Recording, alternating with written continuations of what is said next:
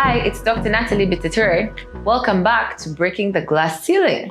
We are continuing our series on partnerships. So today we're going to talk about family partnerships.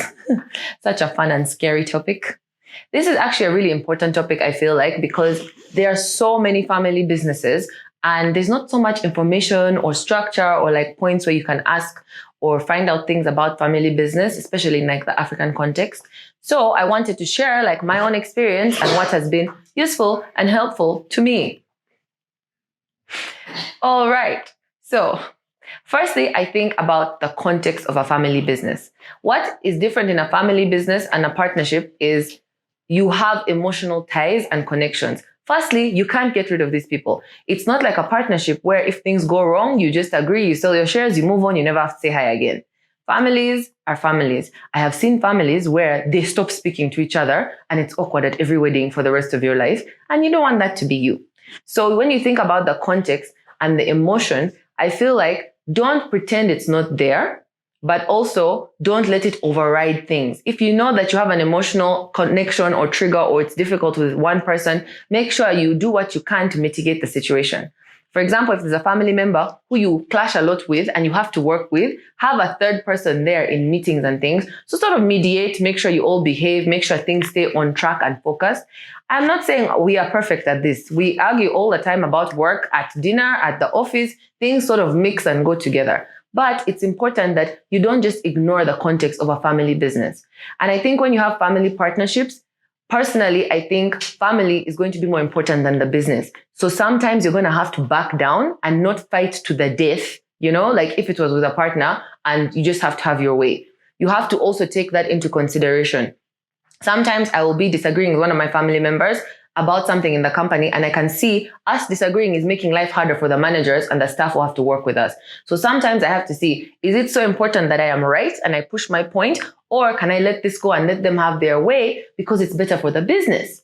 So because I know I have to maintain that relationship with my family member, I don't want anything to go wrong in the business, but it's a different type of balance and judgment that you have to take.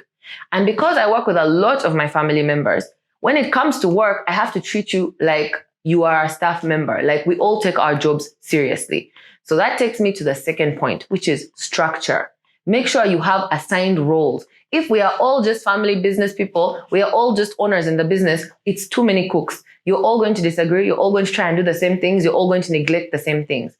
See who is suited to each role. Even in families, everyone has different skill sets, different personalities, different backgrounds, different interests. Who is better for which role? Just because it's the firstborn son does not mean he should be in charge, guys. Just saying. Think about the business, because at the end of the day, you are all living off this business. You need it to thrive. So just forcing family members to take roles that they are not suited to or they don't want doesn't help anyone. Make sure you put the right people in the right structure, in the right system, in the right role, and then give them job responsibilities. Tell them this is what we expect from you. Agree as a family. You are in charge of this. You are in charge of this. You're responsible for this. This is what you need to be doing. I expect you to do this. Whether it's managing people, it's being present in the office or in the shop or in the factory. Who is doing what? Don't overlap, because that's how you're now going to start to argue. You're not going to know who is in charge, and leadership is important. No matter what type of team structure you're on, you need a leader and then you need people to follow the instructions. It's not about who is the boss or who gets paid more or who is the owner or who is the parent's favorite. It's about who is best suited for each role. And do they understand their role? Do they know their responsibilities, the expectations, the reports they have to make? And make sure you're accountable and honest and you report back to the family. Make sure that there's a structure. Whenever I have to work with my family members, I tell them up front, if you mess up at work, I'm going to treat you like any other manager, because there are people every day who are looking for this job who we could hire. But we're giving you an opportunity as a family member because this is your skill set. We want to support you. We're going to trust you with this responsibility. And I will not fear to fire you if something goes wrong. If you're messing up in that job, you have to be removed. We can't let the business fail because of a family member who is arrogant or who is not good at their job and no one wants to tell anyone, oh, let's not upset them. That's why I'm like, you have to understand the context, but you have to balance. The business still has to thrive, but you can't destroy the relationships in the family. And so that takes me to the third point. Put things in writing.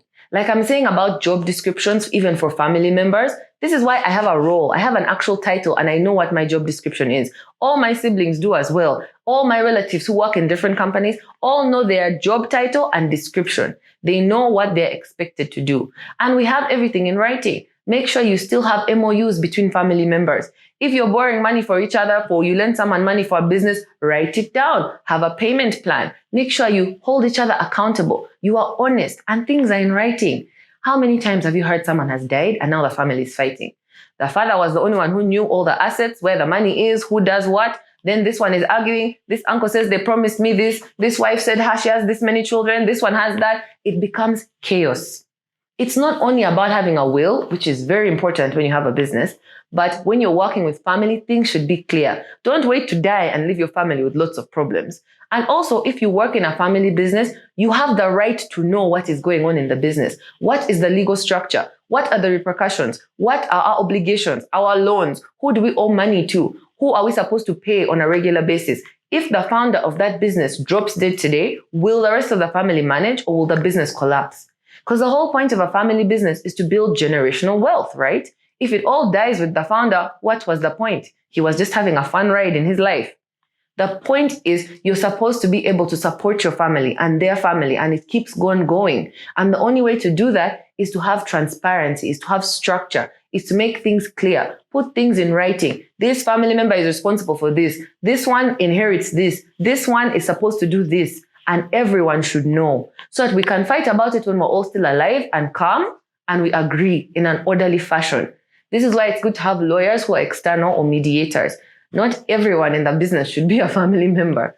But these are the kinds of points I think, having worked in a family business for so many years and seen how other families navigate these things, these are the things I've learned that are important and that we also try to integrate on a day-to-day. And it's challenging. Some days I don't want to answer the phone. I see who is calling. I know which member it is. They're just going to irritate me. But you know what? The business has to run. I have to pick up the phone. We have to discuss things without killing each other. It happens. It's life. But when you work with family, you also have to think about the business. You have to balance the two. I hope you found that useful. If you have any questions about family business, I know this is such a hot topic. It's also a controversial topic. So you can DM me or you can comment.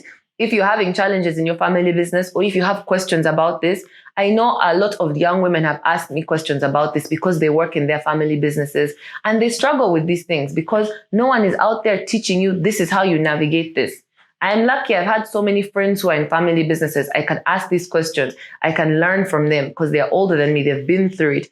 And so I'd love to be that resource for you. So let me know if you have any questions or comments. And if you enjoyed this video, make sure you like it and subscribe. Thank you for watching. I will see you next time.